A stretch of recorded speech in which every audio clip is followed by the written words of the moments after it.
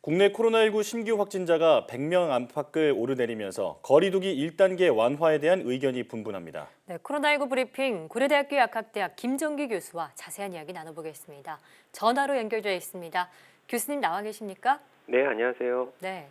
자, 신규 확진자가 100명대를 오르내리고 있고요. 또 감염 경로를 알 수 없는 환자 비율도 18%가 넘습니다. 거리 두기 1단계 완화가 성급하다는 지적도 있는데요. 교수님께서는 어떻게 평가하고 계시는지요?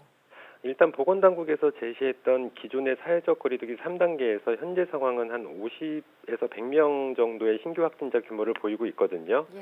그러니까 보건당국의 기준에 의하면 1단계로의 완화 기준에는 해당하지 않죠. 공교롭게 1단계로 완화한 이후 확진자가 다시 증가하는 경향성을 보이고 있거든요. 네. 그래서 질문하신 1단계로의 완화가 성급했냐는 부분은 완화 시점에서는 물론 1단계로의 완화 기준에는 못 미쳤지만 정부 입장에서는 방역뿐만 아니라 사회 경제적인 측면도 함께 고려를 했어야 했기 때문에 예. 어쩔 수 없는 선택이었다라고 보고는 있습니다. 그리고 저도 사회경제적인 부분도 방역과 함께 고려를 해야 된다라고 생각을 하고 있는데 네. 그럼에도 불구하고 한꺼번에 다방면에서 지나치게 큰 폭으로 완화 조치를 시행하지 않았나라는 생각을 가지고 있고요. 더불어서 예전부터 제기되어 온 얘기지만 지금의 3단계는 너무 넓다. 그래서 세분화할 필요가 있다라고 생각을 하고 있습니다. 예. 이 경제 전반적인 부분을 고려한 불가피한 조치이기 때문에 앞으로의 보완책들이 좀 필요할 것 같다 이런 생각이 듭니다. 네. 자, 백신 질문 드리겠습니다. 앞서 지난 9월에 아스트라제네카의 백신 임상 3상이 중단됐다가 재개됐습니다. 이번에는 존슨앤존슨이 임상 3상에서 중단이 됐는데요. 임상 3상이라고 하면 그 최종 단계인데 진행이 쉽지 않아 보입니다. 성공 확률이 보통 어느 정도인가요? 그러니까 미국의 사례를 보면 임상 1상 성공률은 한 63% 정도 되고 예. 2상 성공률은 30% 정도 됩니다. 그중에서 3상 성공률 같은 경우에는 한 58% 되거든요.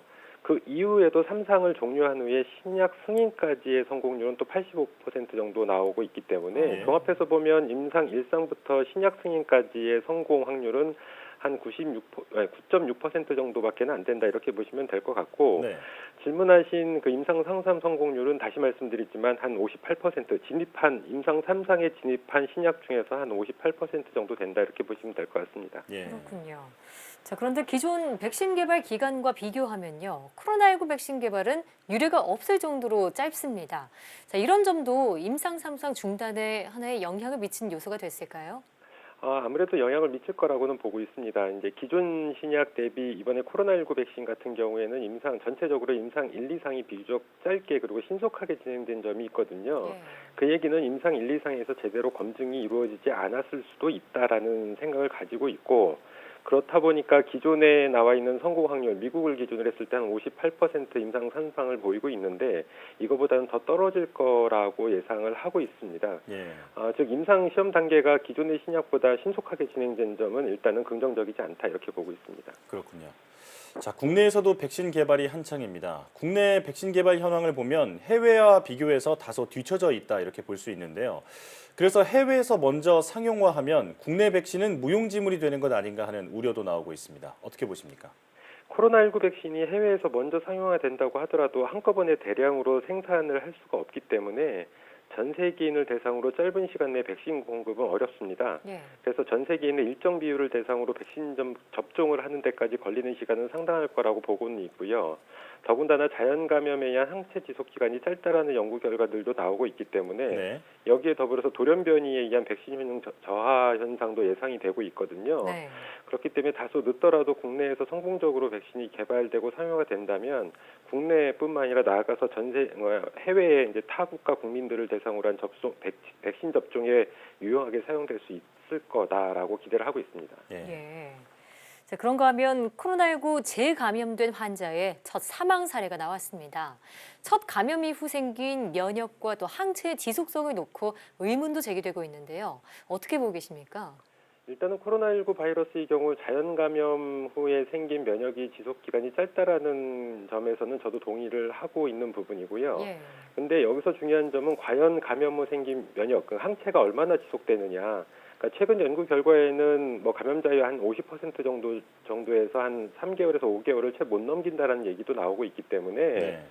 이러한 부분들에 대한 어떤 면밀한 연구가 필요하긴 한데 지금까지 나온 연구 결과들은 대상자 규모가 사례 수준에 머무르고 있거든요. 그래서 앞으로 비교적 많은 감염자를 대상으로 체계적인 연구를 할 필요가 있다라고 생각을 하고 있고 예. 이 부분은 향후 백신 정책하고 굉장히 밀접하게 관련성이 있기 때문에 반드시 필요하다 이렇게 생각을 하고 있습니다. 네. 근데 특히 앵커께서 말씀하신 재감염 환자 사망 사례 같은 경우에는 이번 네덜란드 사례인데 해당 환자는 골수암을 앓고 있는 환자였거든요. 그래서 네. 일반화하기에는 다소 좀 무리가 있다 이렇게는 보고 있습니다. 지병이 있었기 때문에요. 네네. 네, 다음은 독감 백신 질문 드리겠습니다. 어린이용 무료 독감 백신 부족 사태가 이어지면서 정부가 청소년용 무료 백신의 15%를 어린이용으로 전환하기로 했습니다. 청소년용을 어린이용으로 전환하는데 문제는 없는 건가요? 이번에 12세 이하 어린이 대상 독감 백신 물량 부족 사태는 이 연령대별로 정부의 백신 공급 방식이 다르기 때문에 발생한 일이거든요. 네. 글쎄요, 굳이 연령대별로 백신 공급 방식을 다르게 한 이유가 무엇인지는 행정적인 부분이라 정확히는 파악할 수는 없는데 일단은 이런 부분 자체가 좀 문제였다라고 기본적으로 생각을 하고 있고 그렇다 네. 보니 12세 이하의 독감 백신의 경우 의료기관마다 자체적으로 물량을 확보해야 되는 상황이고 이 과정에서 의료기관마다 편차가 발생해서 불거진 문제라고 생각을 하고 있습니다. 네, 일단 질문하신 것처럼 청소년 대상 독감 백신을 어린이 백신으로 전환을 해도 문제가 없느냐? 근본적으로는 문제는 없어 보입니다. 근데 다만 지난번에 콜드체인 문제 때문에 불거졌던 그 해당 물량이 또 공교롭게 청소년 대상 독감 백신이었거든요. 예. 그렇다 보니까 이제 청소년을 대상으로 한 독감 백신 일정이 다소 지연될 가능성은 있다 이렇게는 보고 있는데 이 필요성 부분에 있어서 청소년보다는 어린이들이 더 필요한 상황은 맞습니다. 그렇기 예. 때문에 청소년 대상 물량의 일정 부분을 어쨌든 지금 현재 부족 상황이 있는 어린이 대상 독감 백신으로 전환을 할 필요는 있다라고 보고는 있습니다. 예, 어린이나 고령자와 같이 코로나19 취약계층이 물량이 없어서 독감 백신을 못 맞는 일이 발생하지 않도록 정부가 지원책 마련에 나서야겠습니다.